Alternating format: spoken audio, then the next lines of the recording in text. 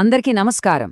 ఒక్కోసారి ఎలా ఉంటుందంటే, ఒకే ఒక్క వాక్యం కొన్ని వందల పేజీల పుస్తకాన్ని చెప్పలేని కథను చెబుతుంది. ఈరోజు మనం సరిగ్గా అలాంటి ఒక వాక్యాన్నే తీసుకోబోతున్నాం. ఇది కేవలం ఒక ప్రకటన కాదు. ఇది ఒక వాగ్దానం, ఒక పెద్ద భవిష్యత్తుకు సూచన. సరే, మరి ఇంకెందుకు ఆలస్యం? పదండి, దీనిలోని ప్రతి పదాన్ని లోతుగా పరిశీలిద్దాం. చూడండి, ఈ ఒక్క వాక్యమే ఇదే ఈరోజు మన మొత్తం విశ్లేషణకు ఆధారం. ఇందులోని ప్రతి పదాన్ని, ప్రతి భావాన్ని మనం చాలా లోతుగా చూడాలి. ఎందుకంటే ఈ అనౌన్స్మెంట్ వెనుక ఉన్న పవరేంటి, మనందరిపైన దీని ప్రభావం ఎలా ఉండబోతోంది అనేది మనం కలిసి తెలుసుకుందాం. సరే, ముందుగా ఈ ప్రకటనలో ఫస్ట్ పార్ట్ని చూద్దాం. ఒక మైలురాయిని చేరుకున్నాం అంటున్నారు కదా. అసలు ఈ మైలురాయి అంటే ఏంటి? ఈ మాట వాడటం వెనక అసలు అర్థమేమై ఉంటుంది? సో ఇక్కడ మనం అర్థం చేసుకోవాల్సిన ముఖ్యమైన విషయం ఒకటుంది. మైలురాయి అంటే ఏదో ఒక టార్గెట్ రీచ్ అవ్వడం మాత్రమే కాదు.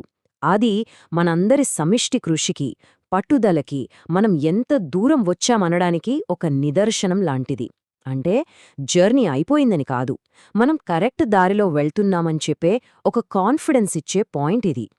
అయితే ఆగండి, ఈ మైలురాయిలో ఇంకో చాలా ముఖ్యమైన విషయం ఉంది. అదేంటంటే దాని స్కేల్. ఇది ఏదో లోకల్గా సాధించిన విజయం కాదు. ఇది ఒక ప్రపంచవ్యాప్త విజయం, గ్లోబల్ అచీవ్మెంట్. ఒకసారి ఆలోచించండి, ఆ ఒక్క పదం దీని ప్రాముఖ్యతను, దీని ఇంపాక్ట్ను ఎన్ని రెట్లు పెంచుతుందో కదా. ఒక పెద్ద మైలురాయిని చేరుకున్నామంటే నెక్స్ట్ ఏంటి? సెలబ్రేషన్ కదా. కానీ ఇక్కడ అసలు ప్రశ్న ఒకటొస్తోంది. ఈ సెలబ్రేషన్ ఎవరికోసం, ఎవరితో కలిసి చేసుకుంటున్నారు? దీనికి ఆ ప్రకటనలోనే చాలా క్లియర్గా ఆన్సర్ ఇచ్చారు. నిజానికి ఈ మాటల్లోనే అసలైన స్ఫూర్తి దాగి ఉంది. ఈ విజయమేదో కొద్దిమందిది కాదు, ఇది ప్రతి ఒక్క లింకర్ది, మనందర్ది. ఎందుకంటే ఏ విజయానికైనా అసలైన అర్థం ఎప్పుడొస్తుందంటే దాన్ని అందరితో పంచుకున్నప్పుడే. ఈ అనౌన్స్మెంట్ సరిగ్గా అదే విషయాన్ని బలంగా చెప్తోంది. ఆ కమ్యూనిటీ అనే ఒక్క పదం చాలు. మన ఐక్యతను, ఈ విజయం మనందరిది అనే ఫీలింగ్ను అది మరింత బలపరుస్తుంది. అందుకే చూడండి, ఈ సెలబ్రేషన్ అనేది జస్ట్ ఒక పార్టీ లాంటిది కాదు. ఇది మనమందరం కలిసి చేసిన ఈ ప్రయాణాన్ని గౌరవించుకునే ఒక సందర్భం.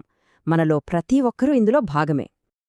సరే, ఇప్పుడిదాకా మనం ఏం సాధించామో మాట్లాడుకుందాం. ఇప్పుడొక పనిచేద్దాం. ఈ మైలురాయిని గతం, వర్తమానం, భవిష్యత్తు ఈ 3 కాలాల పెద్ద చిత్రంలో పెట్టి చూస్తే ఇది ఎక్కడ సరిపోతుందో అర్థం చేసుకుందాం. ఈ టైంలైన్ని చూస్తే మనకొక క్లారిటీ వస్తోంది. మనం ఎక్కడ మొదలుపెట్టాం, ఎంత దూరం ప్రయాణించాం, ఇప్పుడు ఈ మైలురాయి దగ్గర ఉన్నాం.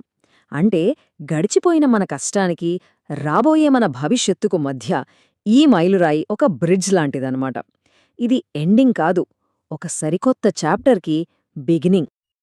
ఓకే, ఇప్పటివరకు మనం ఏం సాధించామో చూశాం. కానీ ఇప్పుడు అసలు విషయానికొద్దాం. మనమెక్కడికి వెళ్తున్నాం?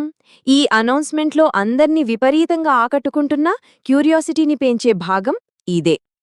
ఒక్క నిమిషం ఈ మాటల్ని జాగ్రత్తగా గమనించండి. వస్తుంది అని సింపుల్గా చెప్పలేదు, లోడవుతోంది అన్నారు. ఆ పదంలోనే చాలా అర్థముంది. అంటే ఏంటి? ఇది ఇప్పటికే పనిలో ఉంది, రెడీ అవుతోంది.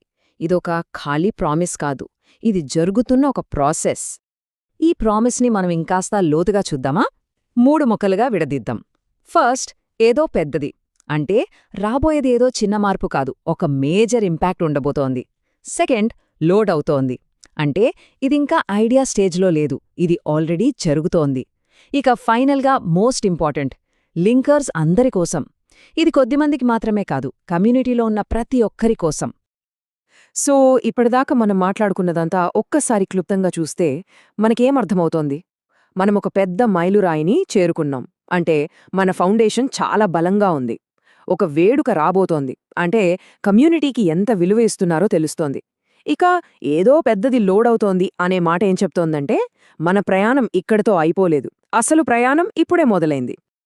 చూశారు కదా, ఒకే ఒక వాక్యం అది కేవలం ఒక విజయాన్ని ప్రకటించడమే కాదు, మన కమ్యూనిటీ మొత్తానికి ఒక కొత్త ఉత్సాహాన్నిస్తోంది. మనందర్నీ ఒకటి చేసి భవిష్యత్తు కోసం ఎదురుచూసేలా చేస్తోంది. ఇప్పుడు అసలైన ప్రశ్న ఒక్కటే మిగిలింది. ముందున్న ఈ గొప్ప ప్రయాణానికి మనమంతా సిద్ధంగా ఉన్నామా?